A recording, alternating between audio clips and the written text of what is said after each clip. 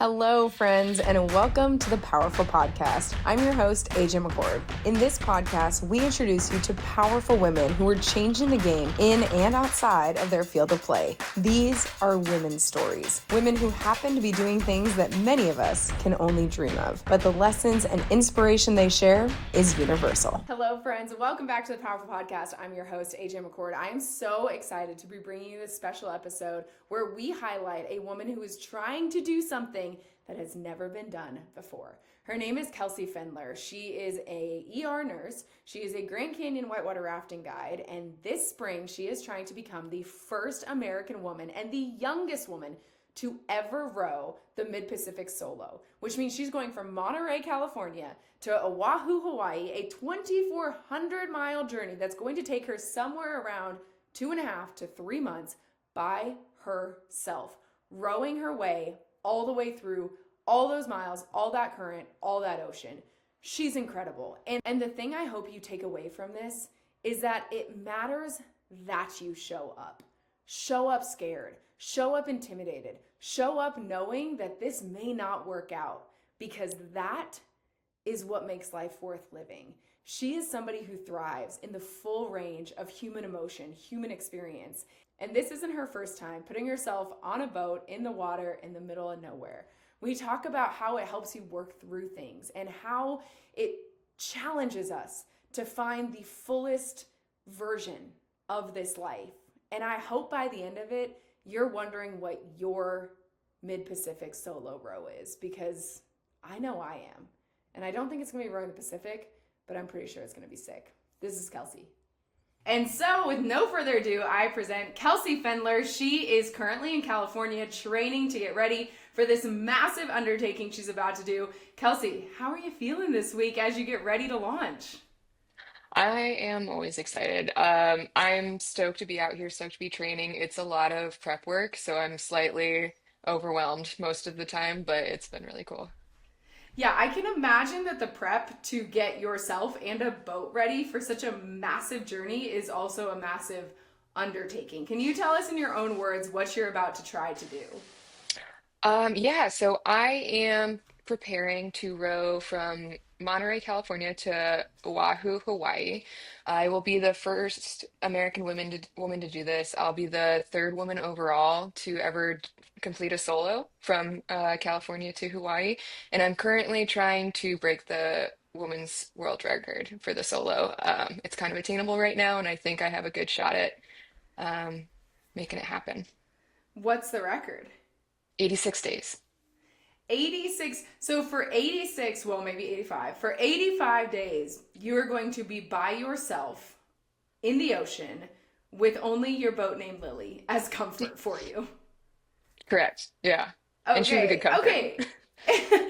Okay, so I want to go back to the beginning because I feel like it's so cool. Ocean rowing is something that as a sport is pretty is hard to understand for a lot of people, right? But like I know there's competitions and there's things that you can do year round to compete in ocean rowing, but then there's these massive treks where there's actually races to go from like one continent to the other. How did Mhm. you find ocean rowing? Because we met in Colorado, which has no ocean around it. So how did you get involved in ocean rowing? I feel like it's kind of a convoluted story, maybe. I've always loved boats. I've loved water. I am a Grand Canyon boatman, so I've rowed Grand Canyon numerous times, and I've always loved the long stretches. My company specifically, we do what's called a run out our last day. So all of our people fly away at this place called Whitmore, Washington. We have to row 40 miles in one day, like our boats to get to the takeout. And I always kind of really loved the that day, and I'd always try to like push myself to be as fast as the guys, or usually faster if I could be.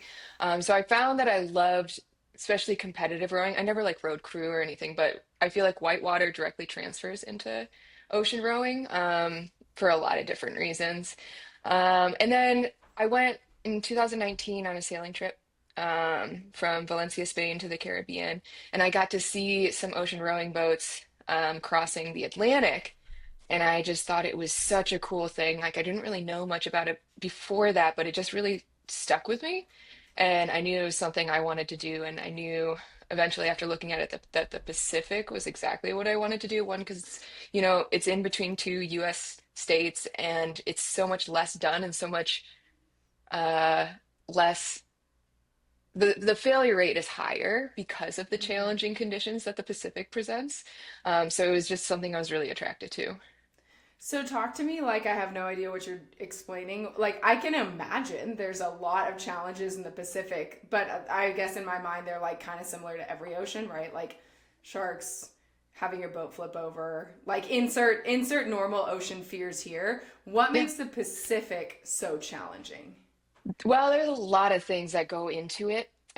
Partially what it is for the Pacific, and especially this equates directly to the solo. It also affects other boats, but the solo is so hard on the mid-Pacific, specifically the route from California to Hawaii, because getting off the California coast, a lot of that current, if you pull up like a current map, it'll show you that a lot of the currents are actually just going straight south towards Mexico, and a lot of the time the wind is actually pushing you either back towards shore or down towards Mexico as well. And you can use some of that southern push for a little while, but obviously, if you go too far south, you're going to miss Hawaii. And Hawaii is this small little dot in the middle of a giant ocean. So it is quite complicated for a solo to be able to get off the coast, which that kind of 500-mile current line is what we call the shelf. And it takes about a couple weeks to get to that 500-mile line where you're maybe picking up the trades that will have current that's like following you, pushing you towards Hawaii. But that first 500 miles, you're just fighting that current. And as a solo, you eventually have to sleep, you know? So like any other team row, you're always having the boat moving forward. You have another person rowing even when you're resting. But the solo, you have to eventually rest. And then the current kind of pushes you where it wants, or you're losing ground. So a lot of the time you're actually, when you're sleeping, you're losing ground and you have to make up during the time that you're rowing. So all of that kind of goes into it with a numerous amount of other factors, but that is the biggest part for the solo that makes it so much less tried and so much less frequently accomplished because there's been a lot of attempts, but there's only been 9 completions. Have you heard the name Sharon Sight Adams? I have not. Do you know who that is? Okay, so it's reminding me. This is a story where back when I was in local sports in Portland, Oregon, I got to meet this woman named Sharon Adams. She was in her, I want to say 70s at the time. She was the first woman to sail solo across the Pacific in 1969 when she did it from Very cool. Yokohama to San Diego. And she did it in this boat called Sea Sharp. And so I remember being so fascinated by this idea of not only like being solo, but what you bring out or the point you bring up is so critical, which is that you have to sleep. Like there's nobody who can like give us the like what is the logistic of I'm sleeping and I have to try and keep my boat from going backwards when you can't like anchor in the middle of the Pacific. Right. So there's just a lot of decision making that goes into all of this, especially for the solo. So because you don't have a person rowing, you have to sleep at some point in time, and you have to pay attention to what the currents are doing to your boat. So a lot of it's just decision making in the moment of what's happening in that given moment. So a lot of time right before I sleep, I will just sit and see what happens. So when you're not rowing, what is the current doing to your boat? What is the wind and wave action doing to your boat? If you are floating south, and maybe you could make a little bit of headway. You don't necessarily have to do much about it. But if you are getting pushed in a negative direction, what a lot of the time you're going to use is what's called a para anchor. So it's like this big parachute that inflates and dramatically reduces your drift. It doesn't stop it completely, but that's only if the current is not totally pushing you back towards shore. It's just going south, and like the wind is pushing you back towards shore. But if you put out that para anchor and the para anchor catches current that is actually dragging you back, it's not something you want to do. So the best case scenario is what you just kind of float and then you make up the distance after you wake up. But also during that 500-mile line or like that shelf portion, the first couple weeks, you're also in a shipping channel. So you get these massive cargo ships while you're sleeping there too. So it's very much like a game of like, do I want this para anchor out that makes it harder for me to move in the case of a boat coming, which sometimes they're we have an AIS system. All boats offshore have AIS, which is like it'll alert you about 3 miles out that there's a boat kind of on your trajectory, and they'll be able to see you too. But a lot of these cargo ships, like they have very small crews, like they're not always looking at their instruments. Sometimes they're sleeping because those big boats kind of have an autopilot that just kind of cruises along. And we actually on my first row had an incident where we got really, really close to a cargo ship because we were on pair anchor, and it takes maybe 15, 20 minutes to take down the pair anchor. So it's one of those like games that you play in your head where it's like, what's worth it? Losing 1 mile backwards or having to like scramble to take this down or um there are tools, but sometimes the tool is just making the miles up later and sleeping Sheesh. very small increments. So you don't sleep like 8 hours at a time ever. You sleep like 2 hours at a time, and then you make up that distance and row forward, hopefully getting a couple miles, and then you sleep another 2 hours. You know, Oh my gosh. So I guess that is so intense. Like, even just thinking about the sleeping schedule, right? Much yeah. less the fact that in addition to 2,400 miles, that like from Monterey to Oahu, you're very likely going to be rowing much more than 2,400 miles Yeah. because Yeah, 2,400 yeah. miles is like you don't lose any ground along the way. So, how do you train for an undertaking like this? Obviously, you want to be strong, you want to row a lot. I spend a lot of time on my boat. But when it comes to like the stresses, I think a lot of people underestimate how much like it's more of a mental project than a physical. Like obviously, like it's an endurance sport and you have to be strong, but like anyone is capable of doing hard stuff and doing like endurance sports. So that part is almost secondary to just making sure that like emotionally you know how to handle doing hard things as well. And I think that comes into my life almost every day with like how you handle just general stress and how you talk to yourself in moments of stress. And I feel like I've learned a lot just from endurance sports, that way of handling like the stress that will come, the level of body stress that you get from just being exhausted, and then how you interact in those moments with people, but also with yourself, how you talk to yourself, how you handle things, how you structure things, how you just like move through a situation. It just takes practice in what you do, and you can practice that every day.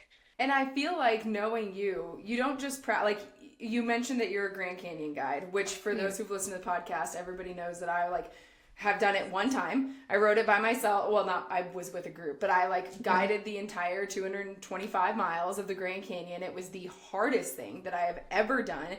It challenged me physically, mentally, emotionally, spiritually in a way that like I haven't been pushed in a really long time. And so the fact that you go out and do the Grand like on a multiple times in a summer or multiple times in a year, right? So that's like Hmm. one stressor because anything can happen on that river. But then you Yeah. also work in a hospital back in Colorado in sort of the quote unquote off season. How what has drawn you to those environments where you are working and being forced to practice and develop that muscle of how you handle stress? Most of my life, the people that I've looked up to are people that handle stress really well, or just like those moments where things are really stressful and scary and hard, and you see someone just handle it with so much grace and like almost unfazed. I've always seen those people and I'm like, wow, I think that's incredible. Like, I want to be like you. Um, and I know that's been something I've always really fixated on is like wanting to like surround myself with people that handle that super well. And I think that's why I've gravitated to medicine because I love those situations, but also I just love being that person that can comfort you in those scary times as well. And obviously I'm not perfect at that in any way. I have a lot of practice to do, but I've always appreciated that, and I've always appreciated situations that require you to perform in a way that um, challenges you. And I don't know. I think they both kind of go hand in hand for me. One challenges me a lot more mentally, and one challenges me a lot more physically. But like Grand Canyon guiding also challenges you a lot mentally because you're trying to like orchestrate this whole trip for people that are super uncomfortable and usually kind of scared and nervous, and you're trying to like lead them through this situation while also trying to keep yourself together in these kind of high stress situations where you're trying to like navigate pretty big white water. um I've always loved that, and I feel like it's pushed me to be a stronger and more developed person, like emotionally and also physically as well. But definitely the interaction side with the guests and like with people and trying to be that like comfort figure in stressful situations has always been something I wanted. And I want to read something from the Monterey County Weekly. It's from, I believe, the last time that you were a part of the four-woman team, right? The Yeah, yeah, hurricane rowing. Okay. So you prepped for 2 years. Then you were trying to do the world's toughest row Pacific, which is yeah. essentially the same route that you're doing now, correct? But just now you're just going to do it without the three other people in the boat? Yeah, well, so we went to Okay. Kauai for that row, Okay. but it's essentially the same route. Essentially the same route, but we just like go an island further in the Hmm. Hawaiian island chain. So this is an excerpt of just how incredible you have become at managing such stressful situations. Their boat capsized casually in the middle of the ocean. The boat capsized, but was quickly righted. An oar broke, but was swiftly replaced with a spare. And Kelsey Pfendler, the skipper, ingeniously combined two broken autopilot systems into one functioning unit. Ma'am, the middle of the ocean, you are not only like I mean, I feel like you have to be a mechanical engineer in addition to everything else that you have to be. How did you combine two autopilot systems into one functioning unit to complete that row? I can call it lucky now, but I feel that I understood my boat really well going into that row because when we bought our boat, we bought it from a now I understand very notorious ocean rower. He actually has the most ocean rows of um, any person, but he lives in infamy in the oceaneering community for his general demeanor. And it's hard to explain him totally, but I would call him like the cowboy of ocean rowing. We got a boat from him and he sold it to us as ocean crossing ready. Like he's like, you'll be fine. And when we got it, and I picked it up from LA, and very quickly I realized it was not ready at all. There were multiple things I had to fix. There were holes in the boat that I had to patch, like in the bulkhead.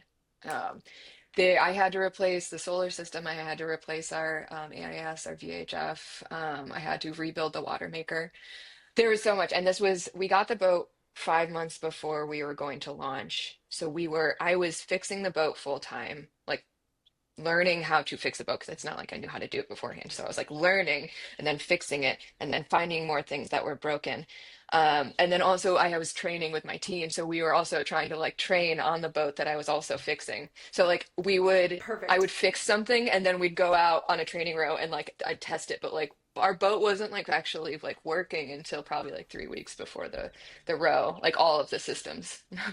Oh my gosh. You keep leveling up because like the Grand Canyon, right? So for those who don't understand necessarily the whitewater rafting community, right? Like in whitewater rafting, rowing the Grand Canyon is one of the most iconic stretches of river you can ever do. You can do it as like a private trip, but to become a guide in the Grand Canyon, you are the best of the best of whitewater rafting guides because that trip is so long. Like Kelsey was saying, it's like around 3 weeks when you're rowing it. It has some of the gnarliest, biggest whitewater in the I would say it's the biggest in the country for sure. But so to do it for multiple seasons, I guess I'm laying the groundwork for why you're so freaking impressive in whitewater rafting. And then you expand into ocean rowing. And now you're expanding even further into solo ocean rowing. Why do you find yourself consistently drawn into like what do you think it is about this big water, about these big adventures that just keeps tugging at you? Well, I feel like the best way I've been able to explain this to people is like I've always been super drawn to boats in the middle of nowhere, just small boats that can take me to a place where not many people go, or I get to experience what nature is like in like a very raw form. And I've always really been attracted to doing that with boats. I love boats. I've always been super excited about boats. I love the water deeply. So that has just always been kind of like the thing that's driven my life is just finding a way to be in the middle of nowhere on a boat in different ways. And that's it. That's it for me. And it's just It's a that like simple. Yeah, it is really that simple. It's like new ways to do that, new ways to challenge myself within that. It's definitely the spaces that I've grown the most as a person. It's just made me reconcile with a lot of things. It's also made me completely understand that most of the time I am not in control in those situations. And it's created a lot of humility and really humbled me. And that's the thing I appreciate the most, and really shaped me because of that very humbling experience. Hmm. When you say it's forced you to reconcile, what are some of the things that you feel like you've been able to reconcile when you're out on a boat in the middle of nowhere that you don't know if it would have been the same opportunity on land, surrounded by technology and people and distractions? Like, what are some of the things that you've really fought through to in those moments when you're alone in the middle of the water? Especially endurance sports and like pushing yourself, it helps you understand and accept that you're not in control of a lot of situations. You don't always have the choice in what happens, but you can make small inputs and you can also help guide where the outcome ends. I know for me, for myself, endurance sports and especially water has helped me through a lot of um, kind of big, hard moments in my life and working through that almost dynamically meditative. Like when you don't have to, I feel like there's different types of meditation for different people. Some are much more stationary about it, but I think that especially endurance sports, when you can kind of let your body move through things, like a big long run or a big long row, you're kind of you're moving through feelings without letting your brain totally dissect and overthink and analyze, because kind of honestly, you're too tired to do that. So it's like you almost can take away your overthinking brain because you're so exhausted and you can just move through a feeling. And I think that's always been something really helpful for me. Hmm. I love that. I don't know that I've ever thought about it that way, but I feel like anybody who does any of these endurance sports can absolutely relate to that. And I know, like, when I was on the Grand, and I was certainly feeling that as I'm rowing, especially through those flat water sections where you're like, oh my gosh, 20 miles, the wind is going upriver, like, this is great. And then even on like short runs, I mean, to whatever extent you're willing to share, like, what are the big hard moments that being an ocean rower, being a Grand Canyon guide has helped you work through? Well, I definitely had a pretty traumatic situation that happened on a trip a handful of years ago. So that was probably 3 years ago now. Um, and it was just it was an injury with a guest that I took really, really hard.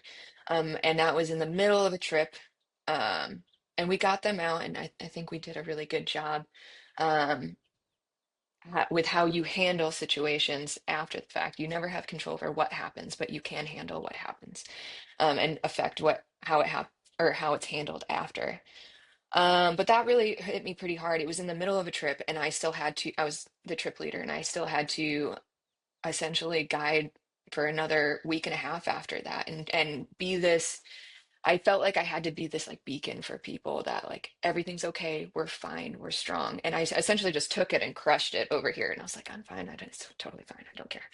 I did care a lot, but the I felt like I needed to be the strength for for the rest of the crew and also for the guests. So I took that and I didn't really think about it until after. And what's funny about that whole situation was the day after I got off that trip, I did my first real ultra run. I had kind of planned it, but I decided I was going to go through it, even though I had all that stuff happen. And I did my first rim to rim to rim without ever training. I had never run Oh more my than gosh, like, rim to rim to rim, y'all. She's talking about the Grand Canyon. Okay, so like she's talking yeah, about going from the top of the Grand Canyon down to the bottom, back to the other side, and then back again. Like this is an insane. This is a ridiculous run. Keep it's going. like a Keep going. 49 mile, but I'd never run more than Yeah. like 10 miles before. And I was just like, fuck it, I'm gonna do it. Um, I wanted to know what was capable, and also I think I needed, like what I said, that dynamic meditation to move through a thing without, because spent so much time just like kind of living in my thoughts that whole week. I was like, I need this. And I ran for 48 miles without headphones and it's like a 10,000 elevation gain and drop. Um, and it took me about 14 and a half hours, but it was something I think I needed to like start the process of like working through a Mm. lot for that situation. And also, there's this organization called the Whale Foundation that offers free mental health services to Grand Canyon river guides and also anyone associated with Grand Canyon. They were a huge pivotal part in that too. Hmm. Dang, that is so heavy.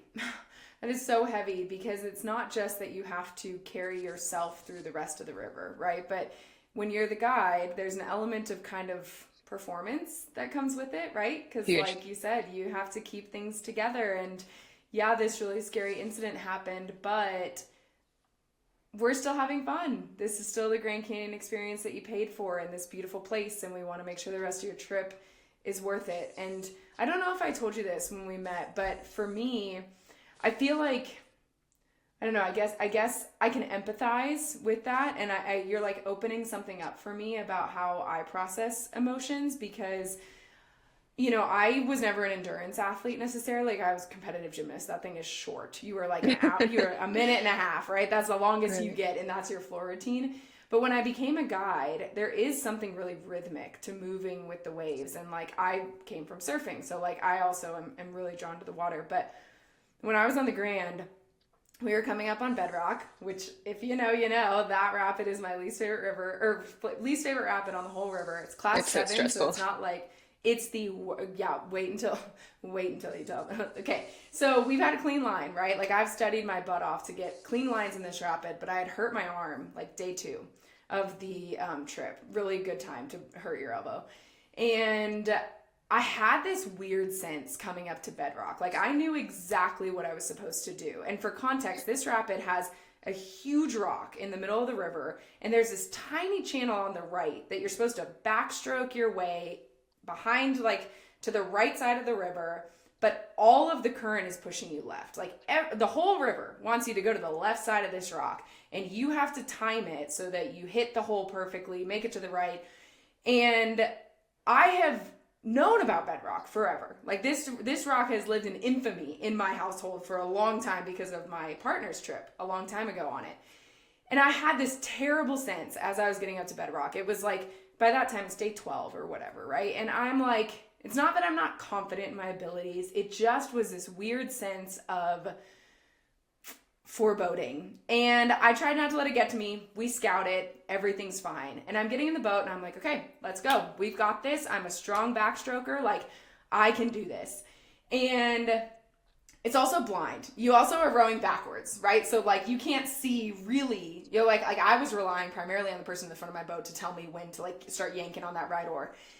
And I swear to you, Kelsey, I did 3 strokes, and then the person in the front of my boat was like, oh shit, we're going left. And I was like, how did this happen so quickly? And so I was like, okay, well, if we're going left, I am facing left because I'm not going to hit the top of this rock broadside. That's the last thing I'm going to do because it's undercut. It's really scary. I've only heard terrible things about swims there. So I immediately go straighten up, and we don't touch the top of the rock. But now I'm on the left side of the freaking rock with the entire river trying to shove us up this rock. We are high-siding like crazy. My oar tower has come out, so I have no oar on my left side. And I'm just going, oh my gosh, it's so loud. It sounds like you're in a washing machine. And somehow we high-side our way out of it. We spin off. I get one of the guys on my boat because I'd like with the left oar was also my left arm was the hurt one. So as the oar tower came out, it like exacerbated the injury, and it was my left arm was useless. So I Yeah. pulled him up and I was like, get on, forward stroke really hard. We got to go. And then I like kick us off the rock. We get out. But I remember sitting there like we made it. And I remember having this moment of shock afterwards because I was like, oh my gosh. Like I am so terrified. I'm so proud of how I made it through. Hmm. And I have 20 minutes to get myself together because we have another rapid coming. Yeah. Right? Like Yes, you it do. was like I had no I had nothing. And then when we get to camp that night, I've held it together. Well, I mean, I definitely cried afterwards. I like sat there while we were having lunch and I was just like sitting on the back of my boat and I was like, okay, okay. You know, it's like all of the reaction. We get to dinner, we like get to camp that night and I'm literally sitting in my tent and I'm like telling my partner, what did the ranger say about bat exposure? And he was like, what? And I was like, didn't she say if we had exposure to a bat, we had to get evac'd? And he was like, yes. And I was like, I'm going to find a bat. I'm done. I don't want to be down here anymore. I want the helicopter out. I'm over it. And he was like, no, we need you. And I was like, no, I can't. I don't have anything left. Like, this is it for me. It's been 13 days. I've held it together. We've had clean lines. I gotta go. And he was like, it's straight up not an option, girl, right? Like, you gotta figure it out. And sure enough, went to bed, got up the next day, and we kept going. Mm-hmm. And we did it. And we made it through the entire canyon, clean lines, no swimmers, no gear lost. But that moment will live forever in my brain of what I'm capable of doing. And I never would have known that if I hadn't put myself in that situation. And I'm not saying I'm signing up to like just feel that all the time because it sucked, but I can empathize with why you're drawn to those moments that challenge you. Because I think so often, like, it's so cliche, but those are the moments that you feel the most alive. Not the one where you're like necessarily in the terrible chaotic situation, but more of the one afterwards where you're like, wow, I did that. Yeah. It's more like clarity that you get after, or just like an understanding that if you say yes and you show up, you can do it.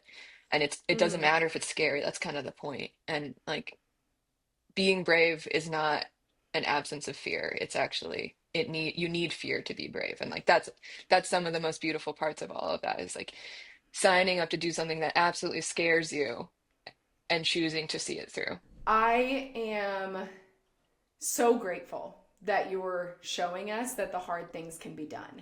And I feel like people are going to listen to this and be inspired to like chase their own solo Pacific row. So for people who are hearing this, and whatever version that is, right? Like whether it's solo rowing the Pacific, going out and trying something new, like what do you want people to know about chasing the hard thing, about choosing the experiences that force you to be brave? I think just in the end, like I'm not a like special person. Um, I've never been like exceptionally good at anything. I just have known that this is the feeling that I want from my life, and this is the experiences that I value. So if you have any interest in doing something like this that challenges yourself, I mean, you don't need a million qualifications to chase that feeling or that scary moment that actually brings you a lot of value and a lot of depth to your life, because that's like those feelings, the whole range of like human emotion is like what gives us that beautiful life. And like if you're not chasing the scary and the hard, you're not going to get the happy and the joy as well. So trying to find that within your life. It's almost like you have to get the depth on both sides, right? You do. Like you can't live in the middle and experience this great joy. I think Glennon Doyle said it. It's like a quote that stuck with me from, I think it's from We Can Do Hard Things, but it might be from her book Untamed. She says that grief is the receipts of the love that we've experienced. Yeah. And so you cannot experience love without also being open to grief. And in the same way, I think what you're doing reminds us that you cannot experience joy and pride and accomplishment without also being willing to face the fear and being brave and the scary. And that is a beautiful freaking full life. And I don't know what else anybody could ask for. So I cannot wait to see what your solo row turns into. I cannot wait to find out how you're braver on the other side of it, how you've wrestled with the big things. And yeah, I'm grateful that you're talking to us ahead of time so that we can know showing up means showing up scared, right? Yeah. You're not coming to us having accomplished it and like it's already done.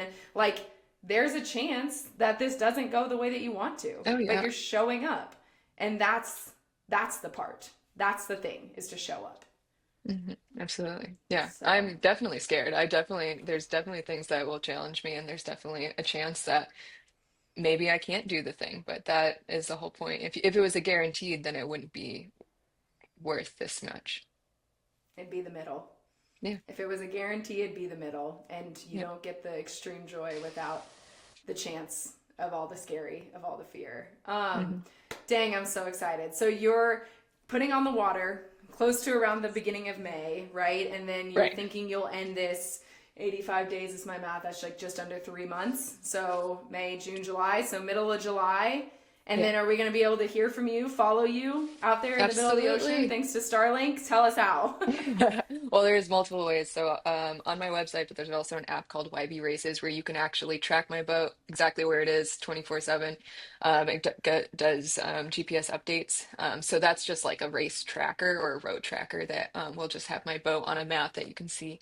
But also, I'll be doing a lot of updates. I'm trying to do daily updates, just short little blurbs on my socials. Um, and yeah, those are the best ways to follow.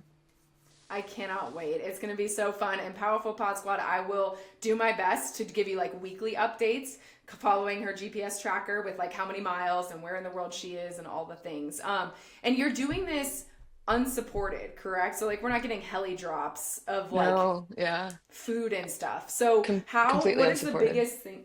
Completely unsupported. So she's an endurance athlete. She's a mechanical engineer who's going to fix her entire boat. She's her own private chef. She's also like the janitorial staff. She's also the navigator. Like Kelsey's wearing all the hats. So make sure you find her on socials. Make sure you go ahead, download, subscribe, because we have a lot more coming with Kelsey as we go through the Powerful this year. We're working on some pretty incredible things that are going to document her journey beyond the podcast. So stay locked in for all of that. But Kelsey, before we let you go, we always end with the question of, obviously this is the Powerful podcast. We like to highlight the powerful women doing incredible things. What does powerful mean to you? The ability to encourage others to do what you think you're capable of. Like I just want what I want the most from this row. If I get the women's world record, I want another woman to come behind me, look at it and be like, I can do better. And that's what I want. I want mentorship, I want leadership, and I want to inspire other, especially women, to just to take that and go farther. I love that. Well, I think 2,400 miles is pretty freaking far, ma'am. So I cannot wait to watch you to continue to follow your journey. Thank you so much for joining us. Yeah, I think the world of you. Thank you so much for having me. It was wonderful. Absolutely. We'll see you soon, Pod Squad.